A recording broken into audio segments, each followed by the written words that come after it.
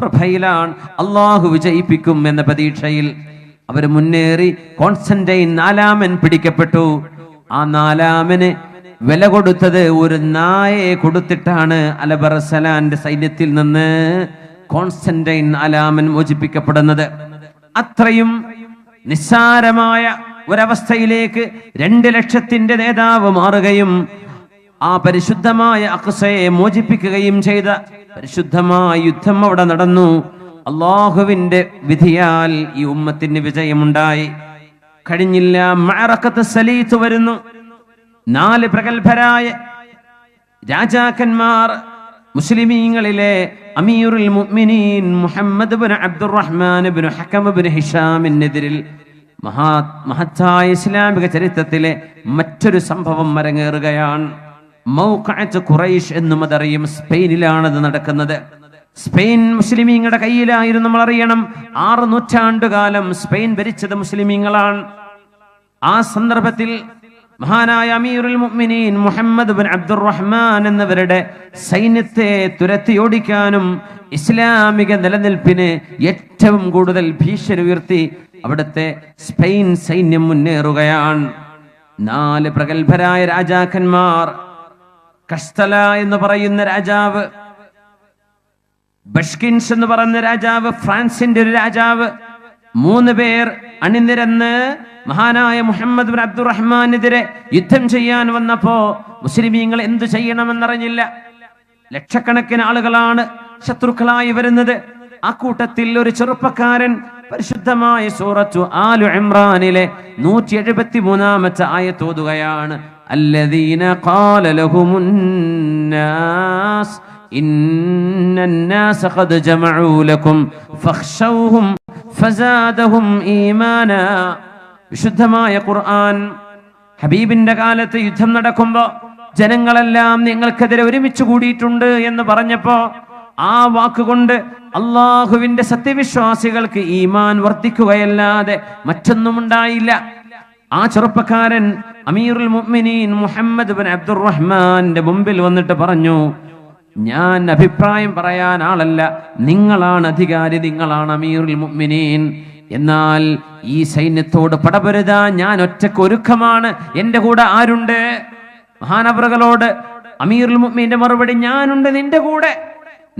നിന്റെ നാവിലൂടെ ഇത് പറയിപ്പിച്ചത് അള്ളാഹുവാണ്. ഞാൻ നിന്റെ കൂടെയുണ്ടെന്ന് പറഞ്ഞ് കസ്താല അതുപോലെ തന്നെ ബഷിങ്കിഷ് രാജാക്കന്മാർക്കെതിരെ ഫ്രാൻസിന്റെ രാജാവിനെതിരെ നടന്ന മുഹമ്മദ് ഇബ്നു അബ്ദുറഹ്മാന്റെ ആ യുദ്ധത്തിൽ അള്ളാഹു ഇവർക്ക് വിജയം കൊടുത്തു. ആ യുദ്ധമാണ് മഅറഖത്ത് സലീത്ത് എന്നറിയപ്പെടുന്നത്. ഈ ഉമ്മത്തിനെ തുരത്തിയോടിക്കാൻ കാലാകാലങ്ങളിൽ ശ്രമങ്ങൾ നടന്നിട്ടുണ്ട്. ഇന്നും അത് തുടരുന്നുണ്ട്. ഖിയാമത്ത് നാൾ വരെ അത് തുടരുക തന്നെ ചെയ്യും. അതിൽ മാറ്റം വരുന്നില്ല. രാജ്യങ്ങളും നാടുകളും സമുദായങ്ങളും മാറുകയെന്നല്ലാതെ അള്ളാഹുവിന്റെ ഈ ദീനിന് ഭീഷണി എന്നുമുണ്ട്, എല്ലാ കാലങ്ങളിലുമുണ്ട്. അത് തുടരും. അതിന് ഞങ്ങൾ പറഞ്ഞിട്ടുണ്ട്, തദാഅ അലൈക്കുമുൽ ഉമം കമാ തദാഅൽ അക്ലതു ഇലാ ഖസ്അതിഹാ. ഒരു ഭക്ഷണത്തളികയിലേക്ക് ആളുകൾ വിശന്നവർ കൈനീട്ടുന്ന പോലെ ലോക സമുദായങ്ങൾ നിങ്ങൾക്കെതിൽ കൈനീട്ടും. എന്നാൽ അന്ന് നിങ്ങൾ ഈമാൻ ദുർബലരാകുന്നത് കൊണ്ട് നിങ്ങൾ അവർക്ക് പിടിക്കാൻ കഴിയും. നിങ്ങൾ ഈമാൻ സുശക്തരാണെങ്കിൽ അൻതുമുൽ അലൗന ഇൻ കുൻതും മുഅ്മിനീൻ. ഈമാൻ നിങ്ങൾക്കുണ്ടെങ്കിൽ നിങ്ങൾ തന്നെയാണ് സത്യവിശ്വാസികളെ വിജയികളെന്ന് വിശുദ്ധ ഖുർആൻ. ഇന്ത്യക്കാരനായ ഫതഹ് അലി ഖാൻ ബ്രിട്ടീഷ് സൈന്യത്തിനെതിരെ പോരാടുകയും ഇന്ത്യൻ സ്വാതന്ത്ര്യത്തിന് വേണ്ടി അധ്വാനിക്കുകയും ചെയ്ത കൊല ചെയ്യപ്പെട്ട ഷഹീദാണ്, രക്തസാക്ഷിയാണ് ഫതഹ് അലി ഖാൻ. അദ്ദേഹം പറയുമായിരുന്നല്ലോ, അദ്ദേഹത്തിന്റെ മനോഹരമായ വാക്കുകൾ, ഒരു ദിവസം ഒരു സിംഹത്തെ പോലെ ജീവിക്കുന്നതാണ് 1000 വർഷം ഒരു പൂച്ചയെ പോലെ ജീവിക്കുന്നതിനേക്കാളും ഉത്തമമെന്ന് ധൈര്യമായി ബ്രിട്ടീഷുകാരന്റെ മുഖത്ത് നോക്കി പറഞ്ഞ ഫതഹ് അലി ഖാൻ ഈമാനിന്റെ പ്രഭയിൽ ശത്രുക്കളോട് പടപൊരുതാൻ വന്ന ഇന്ത്യയുടെ മോചനത്തിന് വേണ്ടി പടപൊരുതിയ പ്രഗൽഭനായ വ്യക്തിത്വം ഫതഹ് അലി ഖാൻ. സുലൈമാൻ അൽ ഖാനൂനിയെ നമ്മൾ അറിയണം. ഉസ്മാനി ഭരണാധികാരികളിൽ പ്രഗൽഭനാണ്. ബെൽഗ്രേഡ് അടക്കമുള്ള പ്രഗൽഭമായ നഗരങ്ങൾ റമദാൻ 25-ന് ഹിജ്റ വർഷം 927 മുസ്ലിം സൈന്യം കൊണ്ട് മുന്നേറുകയും 500,000 വരുന്ന ശത്രു സൈന്യത്തെ പിടിച്ചടക്കുകയും ചെയ്ത ഓസ്ട്രിയയുടെ തലസ്ഥാനമായ വിയന്ന ഇസ്ലാമിന്റെ കീഴിലേക്ക് കടന്നു വന്നത് സുലൈമാനുൽ ഖാനൂനിയുടെ കാലം. അതും അഖ്സാക്ക് വേണ്ടിയുള്ള പോരാട്ടമായിരുന്നു. ഈ ഉമ്മത്തിന്റെ മോചനത്തിന് വേണ്ടിയുള്ള പോരാട്ടമായിരുന്നു അത്. ഇമാദുദ്ദീൻ ആഖിനെ നമ്മൾ തിരിച്ചറിയുന്നു. ഇവിടെയാണ് മുസ്ലിം ഉമ്മത്തിന് തറപറ്റിയിട്ടുണ്ട്, അപകടങ്ങൾ സംഭവിച്ചിട്ടുണ്ട്, മുസ്ലിം ഉമ്മത്തിന്റെ പരാജയങ്ങളും ചരിത്രത്തിൽ ഉണ്ടായിട്ടുണ്ട്. ഈജിപ്തിലായിരുന്നത് ഫാത്തിമി ഭരണകൂടം ഷിയാക്കളുടെ ഭരണമായിരുന്നു. ഷിയാക്കൾ മുസ്ലിം ഉമ്മത്തിന്റെ ബഹുഭൂരിപക്ഷം വരുന്ന സുന്നി സമുദായത്തോട് ശത്രുത കാണിച്ചതിന്റെ പേരിൽ ബൈത്തുൽ മുഖദ്ദസ് അടക്കമുള്ള ഇസ്ലാമിന്റെ പുണ്യസ്ഥാനങ്ങൾ ശത്രുക്കൾ കൈയടക്കി വെച്ചിട്ടുണ്ട്. വർഷങ്ങളോളം അതിന് ഫാത്തിമി ഷിയാ ഭരണാധികാരികൾ അനുകൂലമായിരുന്നു. ആ ഒരവസ്ഥയിൽ നിന്ന് മസ്ജിദുൽ അഖ്സയെ മോചിപ്പിക്കാൻ അതിന്റെ ശേഷം കടന്നു വരുന്ന പ്രഗത്ഭരായ 3 ആളുകളെയാണ് നമ്മൾ ഇന്ന് ഏറ്റവും കൂടുതൽ ഓർക്കുന്നത്. 1 ഇമാദുദ്ദീൻ ആഖ് റഹ്മത്തുള്ളാഹി അലൈഹി, 2 നൂറുദ്ദീൻ സങ്കി, 3 സ്വലാഹുദ്ദീൻ അയ്യൂബി. ഈ 3 ആളുകളിലൂടെയാണ് പരാജയത്തിന് ശേഷം വിജയം അല്ലാഹു കൈമാറുന്നത്. പ്രഗത്ഭനായ ഇമാദുദ്ദീൻ ആഖ് ഖങ്കർ സങ്കി ഇബ്ൻ സങ്കി, അദ്ദേഹമാണ് നൂറുദ്ദീൻ മഹ്മൂദ് സങ്കിയുടെ പ്രഗത്ഭനായ പിതാവ്.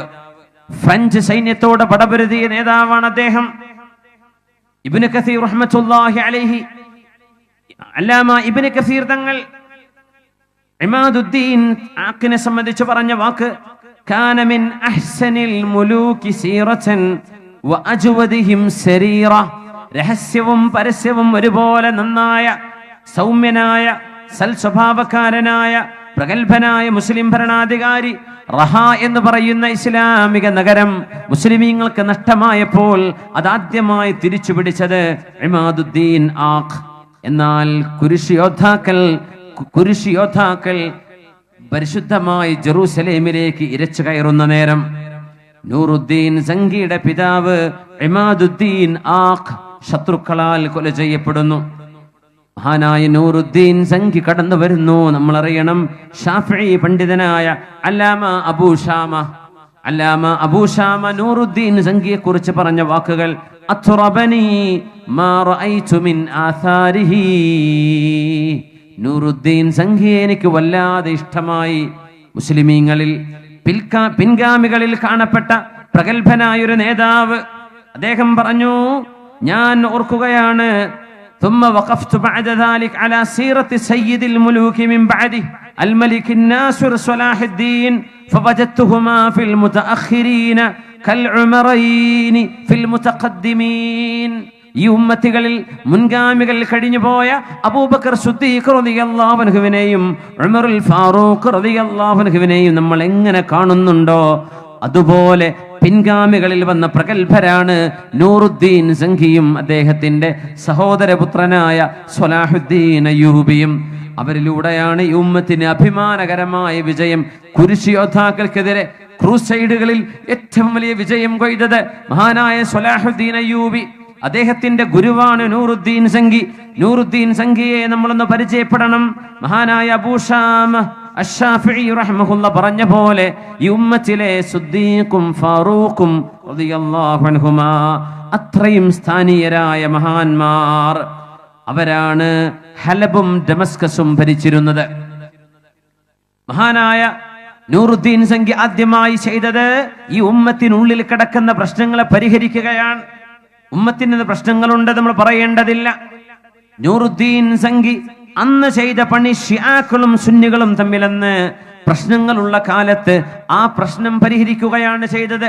അലപ്പോയിൽ, ഇന്നത്തെ സിറിയയിലെ ഹലബ്, അതുപോലെ ഡമസ്കസ്, ഇതാണ് അവരുടെ ശക്തി കേന്ദ്രങ്ങൾ. അവിടെ ഉണ്ടായിരുന്ന ഷിയാ സുന്നി തർക്കങ്ങളെ പരിഹരിക്കുകയായിരുന്നു ആദ്യമായി നൂറുദ്ദീൻ സങ്കി ചെയ്തത്. ഈ ഉമ്മത്തിന്റെ സഫുകളെ ഒന്നാക്കുകയായിരുന്നു. ഹലബിലും അലപ്പോയിലും ഡമസ്കസിലും മുസ്ലിം പള്ളികൾ ഷിയാക്കളുടെ കൈയിലായിരുന്നുവെന്ന് സുന്നി ഭരണകൂടം വരുന്നവിടെ, അഹ്ലുസുന്ന അവിടെ വിജയിച്ചു വരുമ്പോൾ ഷിയാക്കൾ പള്ളികളിലെ മുസല്ലകൾ എടുത്തു പോയിട്ടുണ്ട്. അവര് പറയുമായിരുന്നു, ഈ മുസല്ല അലി റളിയല്ലാഹു അൻഹുവിന് വഖഫായതാണ്, നിങ്ങൾ അലി തങ്ങളുടെ ആളുകളല്ലല്ലോ, ഞങ്ങളാണ് അലിയുടെ ആളുകൾ, അതുകൊണ്ട് നിങ്ങൾ ഇതിൽ നിസ്കരിച്ചുകൂടാന്ന് പറഞ്ഞ് പള്ളികളിലെ മുസല്ലകൾ എടുത്ത് ഓടിയിട്ടുണ്ട് ഷിയാക്കളെന്ന്. പക്ഷേ നൂറുദ്ദീൻ സംഘി ബഹുഭൂരിപക്ഷം വരുന്ന ഈ ഉമ്മത്തിന്റെ കൂടെയാണ് നിന്നത്.